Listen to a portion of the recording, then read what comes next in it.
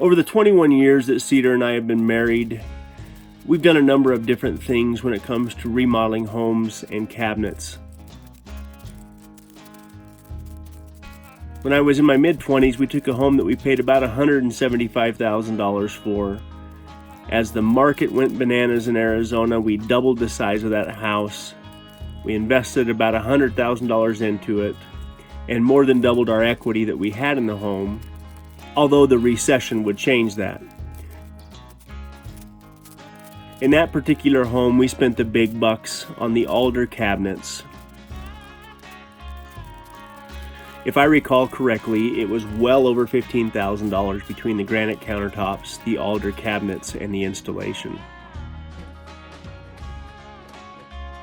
Before that home was even finished, we were offered over $700,000 for that house.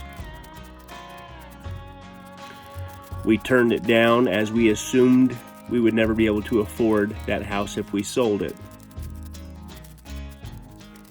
Little did we know the market was about to soften up and take that $700,000 house and turn it into about a $250,000 house. We managed to sell it on that downward skid and avoid losing the home like many of our friends did during that process. The next home that we purchased as we rented through the recession, we were able to buy a bank-owned home for about $50,000. The house was a wreck, but we were hungry to own our own home again, and we decided it was worth it. Because of the recession, we spent very little on cabinets on that house. Matter of fact, I drove down to Phoenix from Snowflake, tore out the kitchen and the granite countertops from my brother and sister-in-law's home, brought them back up to Snowflake, painted and distressed the cabinets, reinstalled them, and they turned out beautifully. Now on the ranch house, we considered buying and repurposing cabinets, but the more we thought about it, the more we realized that the kitchen was the place that we were likely to spend most of our time, and I wanted Cedar to have the kitchen she'd always wanted.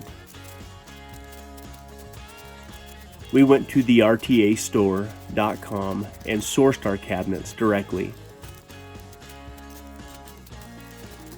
The idea behind RTA cabinets, otherwise known as ready-to-assemble cabinets, is that by assembling and installing them myself, I'm going to save as much as 40%, if not more, depending on your location. Cedar picked out the white shaker cabinets with the slow close hinges. The first one took a little bit to figure out, but the more I did them, the faster I got. It's obvious they're well built. They are rated for the heavy countertops that we intend on doing, so by getting the bathrooms done first, I can eliminate some of the boxes that I have piled up in the front room.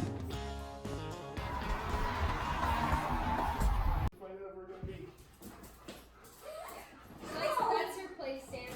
She's trying to do that like bowing position while on the chair.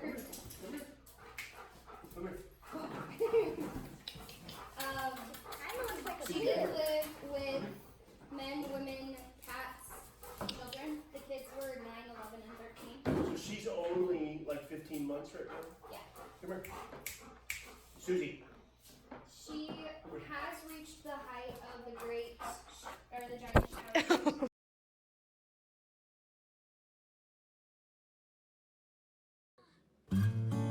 We had an opportunity to get a trailer load of what are called slabs. Slabs are what's left over after milling the beams out of logs. It was seasoned wood for the most part, and we need all the firewood we can get. Myself and Rhett went and loaded the trailer as full as we could get it. Now we get to buck it up into bite-sized pieces and stack it for winter. Up until this point, I've used Stihl chainsaws on my property. Husqvarna was good enough to hook us up with a couple of chainsaws along with my axes. but I wasn't ready to hand the big chainsaw over to Rhett, so I kept my small steel chainsaw and allowed him to use that.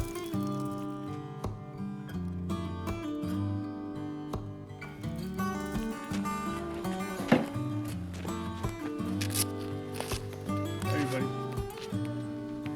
Good sleep? You want some breakfast? Huh? Have some breakfast? You need to get real shoes on. We're gonna go down south and get a fridge for Mom. So you gotta get breakfast first. Can I help you? Yeah, where? I am not sure yet. But you need to get good shoes on before you come stack wood, okay?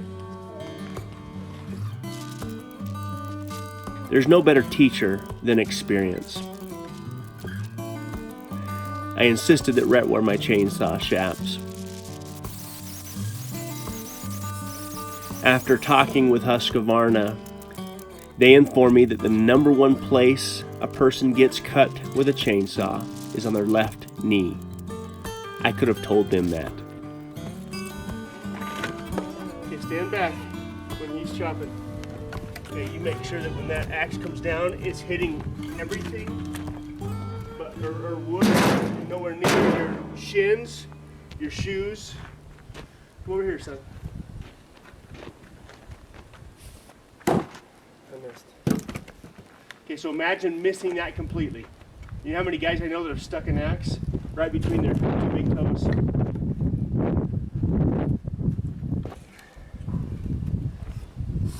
Step up on it, make sure you're close to it. Oh, crack my Thing back. we use for the macaroni to drain it. Where does that go? What? Where does that thing we use to drain the macaroni? Right there, by all the other pans, to your right. Oh, okay. I hear your kitty, Reedy. I hear her. It's right there. Split it again. But I can't do it first. Ha! That's wet wood. Let's see what you got.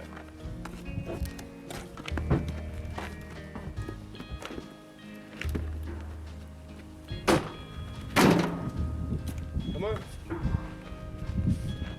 Come on. Look at the blade. The juice around the blade.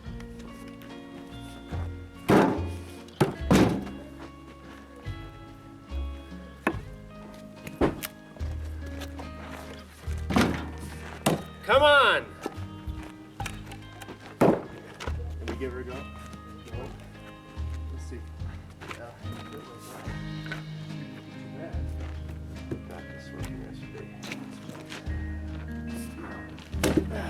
Come on. Just look at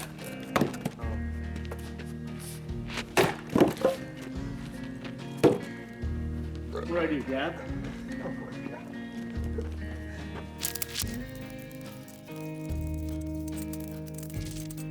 I want Rhett to get experienced behind a chainsaw, but I don't want him to have the scars to prove it.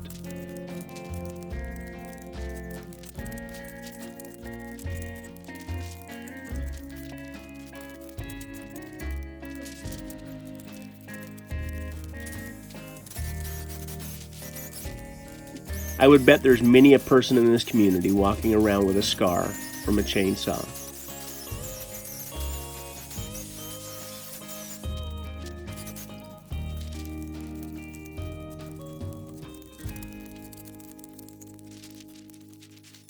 If I didn't have the opportunity to go through what we're going through up here at Red Poppy Ranch with my kids, I don't believe it would be quite the same experience.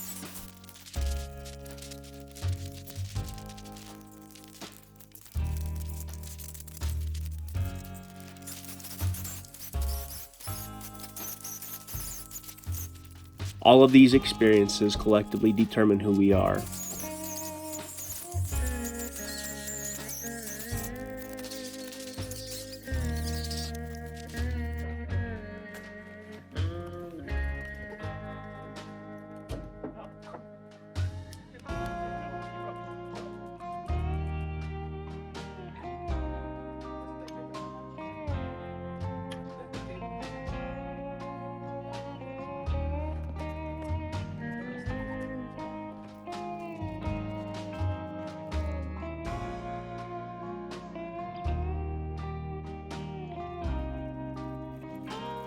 Slow down.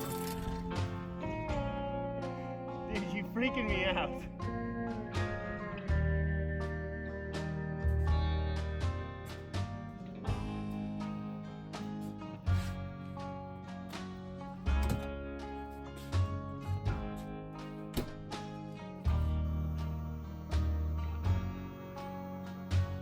As my kids grow up in these experiences, my hope is that they learn to be independent,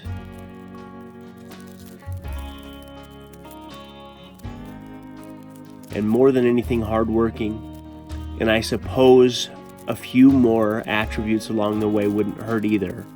But if I can do a little bit to help my kids hit the ground running when it's time for them to leave, then I suppose I've done my job. At some point over the last 21 years, I became the go-to when the kids had concerns.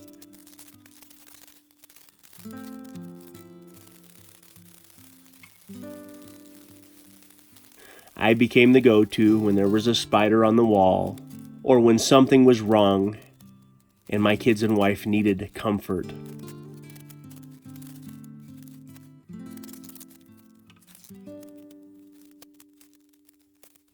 My role in this as father is more than satisfying.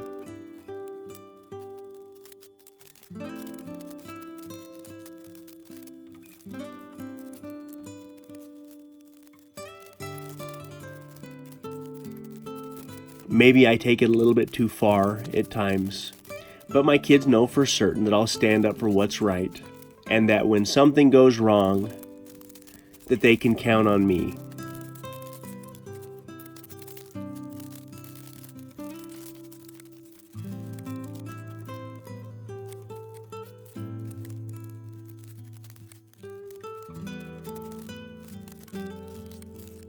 My hope is that by living this lifestyle up here with my kids, that even my daughters will develop confidence that maybe they otherwise would not have developed had we lived in town or stayed back in Phoenix.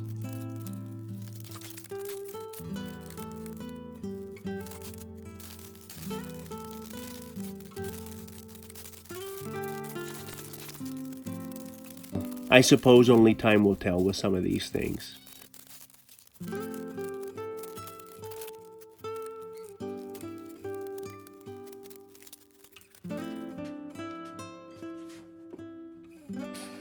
But chopping and stacking wood, and then using that wood to stay warm, I'm certain will create a satisfactory feeling in my kids whether they know it or not.